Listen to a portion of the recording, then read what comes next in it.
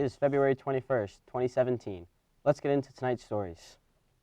The promise of a coffee shop on campus has yet to be fulfilled. In the spring of 2016, Andrew Card, former president of Franklin Pierce, attempted to develop a coffee shop on the campus for the fall of 2016. When the fall came around, the coffee shop was never built. It is now the spring of 2017, and there is still no coffee shop.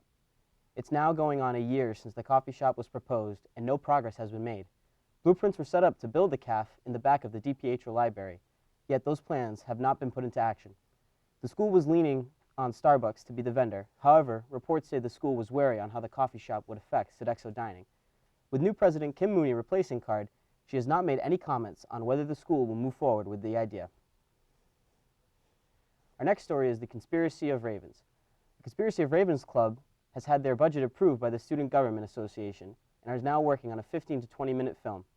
The club, who was advised by former President Steve Jackson, is led by 5 freshmen and 1 junior. The club has grown now with 15 members, and they are hoping for more. Vice President Alexa Asta is encouraging more people outside the mass communication major to join the club. We want the club to grow. We're not just limiting mass communications majors. You can be any major, it doesn't matter. The club is still currently shooting, and it should be wrapped up by the end of next month. They will then edit the film for about 2 weeks. The premiere for all the films will take place on Saturday, March 25th in Spagnuolo Hall. On to our next story. Uber is now investigating a sexual harassment claim made by an ex-employee.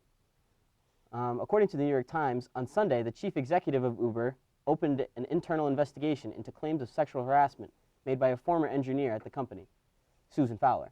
A previous engineer claimed she was sexually harassed by her direct supervisor during the time she was employed at Uber. Fowler says she brought up the claims to Human Resources but was completely ignored. Uber management told me that he was a high performer and they wouldn't feel comfortable punishing him for what was just probably an innocent mistake on his part, said Fowler. Fowler left Uber in December and is now employed with another startup company. Fowler has made these accusations public on social media, and just hours later, the chief executive of Uber, Travis Kalanick, replied that it was the first time that this issue had come to his attention. He has since ordered the chief of Human Resources to conduct an urgent investigation into the allegations, what she describes as abhorrent and against everything Uber stands for, and believes in we seek to make Uber a workplace for everyone, and there can be absolutely no place for this kind of behavior at Uber, and anyone who behaves in this way or thinks this is okay will be fired, said Kalanick. The company's damage control team will be on high alert until these allegations are cleared. In other news, Lindsay Lohan is not giving up on being a part of Mean Girls 2 with the original cast. It has been 13 years since moviegoers were first introduced to the unforgettable characters of Mean Girls, and viewers are still dying for more. Lohan has reached out to cast and crew members trying to get a reunion started as quickly as possible. I know Tina Fey and Laura Michaels and all of Paramount Pictures are very busy, but I will keep forcing it and pushing it on them until we do it, Lindsay previously shared with CNN. She also mentioned that she wants to try and get Jimmy Fallon and Jamie Lee Curtis to star in the movies as well. Fingers crossed that this process moves along fast. Mean Girls fans are always dying for new catchphrases.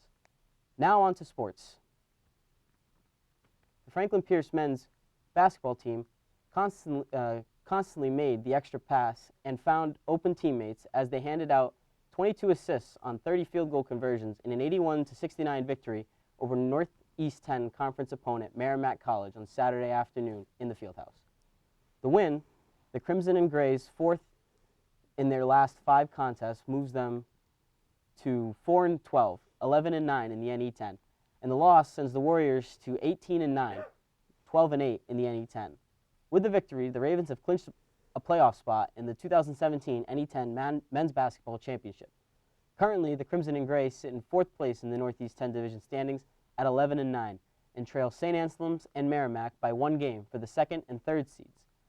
The team will learn more about their potential playoff matchup after Tuesday's game. The Ravens wrap up the regular season on Tuesday when they travel to NE10 opponent Assumption for a 7:30 p.m. tip-off.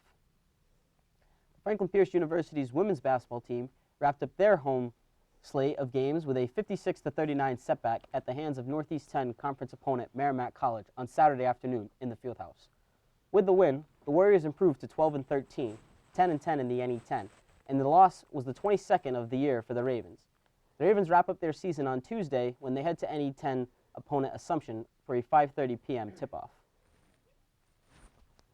A quick strike 57 seconds into the second period stood as the only goal of the game on Tuesday night as the Franklin Pierce University's men's hockey team fell to Suffolk University 1-0 in its season finale at the Jason Ritchie Ice Arena. Freshman forward David Lappin scored the lone goal with a power move from the right circle to lift the Rams to the non-conference win.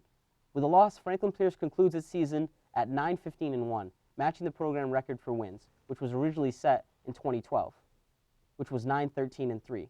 With the win, Suffolk improves to 7-11-4, facing an early afternoon road start less than 16 hours removed from the conclusion of Friday's senior night festivities. The offense for the Franklin Pierce University's women's ice hockey team came up empty on Saturday at the hands of the Holy Cross Crusaders in the regular season finale for both squads. The Ravens were outshot 36-14 on the day as they suffered a 3-0 defeat in the New England Hockey Conference play at Hart Recreation Center. Sophomore forward Sam Girard scored the game-winning goal and later added an assist for Holy Cross. With the loss, Franklin Pierce concludes the regular season at 17-6-1, 12-5-0 in the NEHC, while Holy Cross improves to 21-4-0 and 14-3-0 in the NEHC. Though the league has yet to announce pairings, the Ravens are expected to host St. Michael's on Wednesday, February 22nd in the first round of the NEHC Open Tournament. Face-off is tentatively scheduled for 8 p.m. at the Jason Ritchie Ice Arena. Now we have Haley Gardner with the weather. Thanks, Tyler. This week, the weather is switching it up a bit. After the past weekend, the weather has been nice, but it will take a turn for the worse. Tuesday, the weather is only partly cloudy, with a high of 41 and a low of 30. Tomorrow, being Wednesday, it won't be much different, with a high of 49 and a low of 34. Yet on Thursday, it will get humid and foggy, as well as warmer, with having a high of 60 and a low of 43. It stays warm and humid for the rest of the week, as it rains Friday and Saturday. Friday having a high of 55 and a low of 44, and Saturday having a high of 60 and a low of 32. At the end of the weekend, we will drop back down into the winter temperatures, with Sunday having a high of 27 and a low of 21. That's all for this week. I'm Haley Gardner with the weather. See you next week. Back to you, Tyler.